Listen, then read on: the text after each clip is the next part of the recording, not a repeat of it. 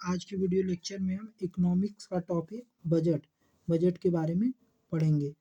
क्या होता है बजट, कौन कौन सी अवधारणाएं इसमें है, सबके बारे में जानेंगे। तो आइए जानें बजट। किसी भी अर्थव्यवस्था में सरकार के आगामी वर्ष की आय और व्यय के ब्यौरे को बजट कहते हैं। बजट फ्रेंच भाषा का बुजेट शब्द से बना है, जिसका अर्थ होता है चमड़ा का थैला। 1773 में ब्रिटेन के प्रथम प्रधानमंत्री रॉबर्ट वालपोल ने पार्लियामेंट में वित्तीय प्रस्ताव पेश करने हेतु एक चमड़े के थैला खोलकर उसमें संबंधित कागजात निकाला तो संसद सदस्यों ने मजाक में इसे जादू के थैले के अर्थ में बजट खुल गया कहा। इसके बाद वार्षिक आय व्यय के प्रस्ताव के लिए बजट शब्द का प्रयोग होने लगा। भारत का पहला बजट लॉर्ड कैनिंग के समय 7 अप्रैल 1860 ईस्वी को तत्कालीन वित्त मंत्री जेम्स विल्सन ने प्रस्तुत किया। इसलिए जेम्स विल्सन को भारत में बजटीय प्रणाली का जनक कहा जाता है। स्वतंत्रता का पहला बजट 26 नवंबर 1947 को पहले वित्त मंत्री आर.के. सेठी द्वारा पेश किया गया था। गणतंत्र भारत का पहला बजट 1950 जॉन मथाई द्वारा पेश किया गया। भारत के 3 प्रधानमंत्री जिन्होंने प्रधानमंत्री पद पर रहते हुए बजट पेश किया। पहला जवाहरलाल नेहरू, दूसरा इंदिरा गांधी, तीसरा राजीव गांधी।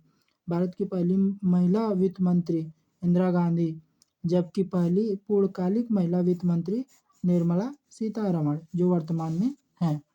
और सर्वाधिक बजट प्रस्तुत करने का श्रेय मोरारजी देसाई को जाता है। इन्होंने 10 बार अर्थात 8 बार नियमित और 2 बार आंतरिक बजट प्रस्तुत किया। प्रारंभ में रेल बजट एवं आम बजट एक साथ ही प्रस्तुत होते थे, लेकिन 1925 में एकवर्थ समिति की सिफारिश पर आम बजट को रेल बजट से अलग कर दिया गया।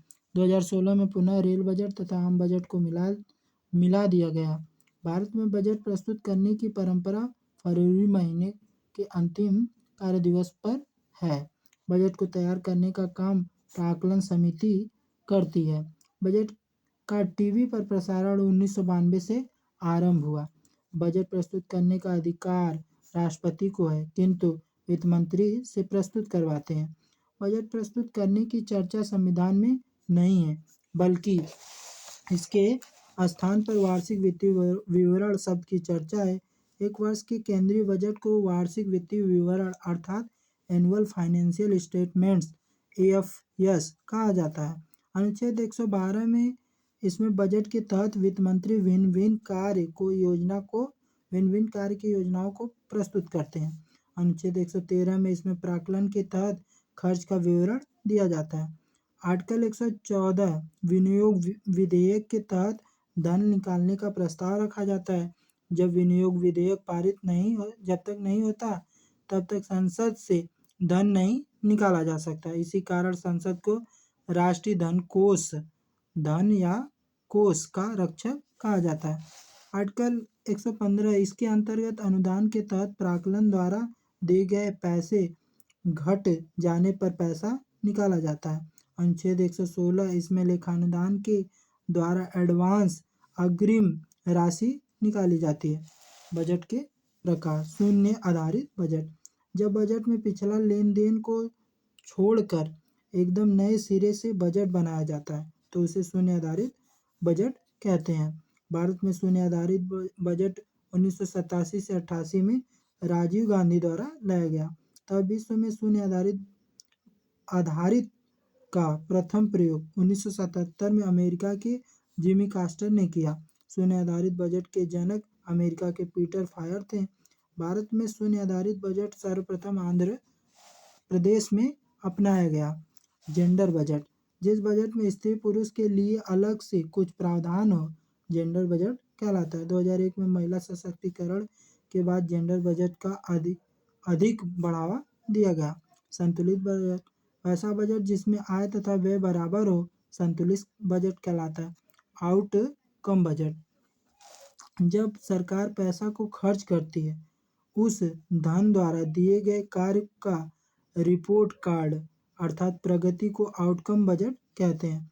इस बजट की शुरुआत श्री पी चिदम्बरम ने 2005 में किया था। लोक राजस्व पब्लिक फाइनेंस सरकार लेन देन को लोक राजस्व कहते हैं। लोक राजस्व सार्वजनिक राजस्व आय, पूंजीगत आय। सार्वजनिक व्यय में राजस्व व्यय, पूंजीगत व्यय। सार्वजनिक आय सरकार के कुल आय को सार्वजनिक आय कहते हैं। यह दो प्रकार का होता है। पहला राजस्व आय वैसा आय जिसे सरकार लौटाती नहीं है, राजस्व आय कहलाता है। अर्थात इस पर सरकार की देनदारी अर्थात ऋणभार शून्यता रहता है। केंद्र सरकार को राजस्व का सबसे बड़ा स्रोत निगम कर है। राज्य सरकार के राजस्व का सबसे बड़ा स्रोत बिक्री कर है। पूंजीगत आय सरकार का वैसा धन जिसे सरकार को लौटाना पड़े अर्थात जिस पर सरकार की देनदारी रहती है। एग्जाम्पल में बैंक तथा बॉन्ड पेपर के रूप में जमा धन। सरकार अपने पूंजीगत आय को बनाए रखने के लिए कैशलेस पर विशेष जोर दे रही है। सार्वजनिक व्यय सरकार के कुल व्यय को सार्वजनिक व्यय कहते हैं। यह दो प्रकार का होता है। पूंजीगत व्यय यह एक वर्ष में प्रारंभ होकर कई वर्षों तक धीरे धीरे होता रहता है। यह बहुत बड़ा व्यय होता है। इसके द्वारा ढांचागत विकास होता है जैसे सड़क, पुल, एयरपोर्ट। राजस्व व्यय यह व्यय अल्पकालीन तथा छोटा होता है। जिस वर्ष यह प्रारंभ होता है उसी वर्ष समाप्त हो जाता है। जैसे सहायता राशि, सब्सिडी इत्यादि। घाटा अर्थात डेफिसिट जब व्यय आय से अधिक हो जाता है तो उसे घाटा कहते हैं। घाटा कई प्रकार के होते हैं जैसे राजस्व घाटा, राजस्व व्यय माइनस राजस्व आय। पूंजीगत घाटा, पूंजीगत व्यय माइनस पूंजीगत आय। सार्वजनिक घाटा, सार्वजनिक व्यय माइनस सार्वजनिक आय। सार्वजनिक घाटा माइनस पूंजीगत घाटा प्लस राजस्व घाटा।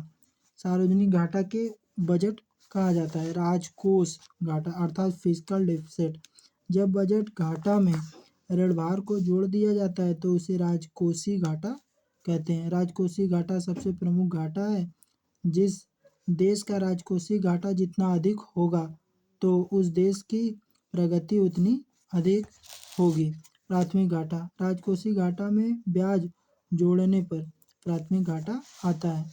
मौद्रिक घाटा एक नए नोट को छापने पर आय खर्च करने के कारण लगने वाला घाटा मौद्रिक घाटा कहलाएगा तथा तभी लगेगा जब सरकार अत्यधिक नोट छापेगी या नोट बदलेगी।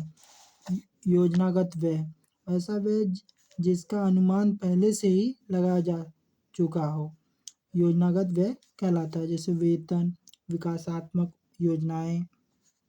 गैर योजनागत व्यय वैसा व्यय जिसका पूर्व अनुमान सरकार को न हो और गैर योजनागत व्यय कहलाता है। जैसे सहायता राशि, सब्सिडी, रक्षा।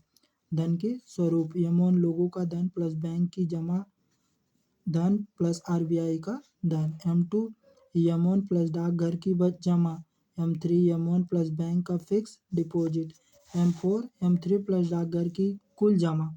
सबसे ज़्यादा तरलता यमोन की होती है। जैसे जैसे यमोन M4 की ओर जाता है धन की मात्रा बढ़ती है किंतु तरलता घट जाती है। आकस्मिक स्थिति में यमोन का प्रयोग करते हैं। M4 एक विस्तृत मुद्रा है जबकि M1 एक संकुचित मुद्रा है। बैंक को नियंत्रित करने के लिए बनाई गई नीति को मौद्रिक नीति कहते हैं। मौद्रिक नीति M3 पर आधारित होती है। सर्वाधिक तरलता नगद, फिर सोना, फिर जमीन। तो आज की वीडियो लेक्चर में हम यहीं तक जानेंगे और कल पढ़ेंगे टैक्सेशन अर्थात टैक्स। तब तक के लिए जय हिंद, जय भारत।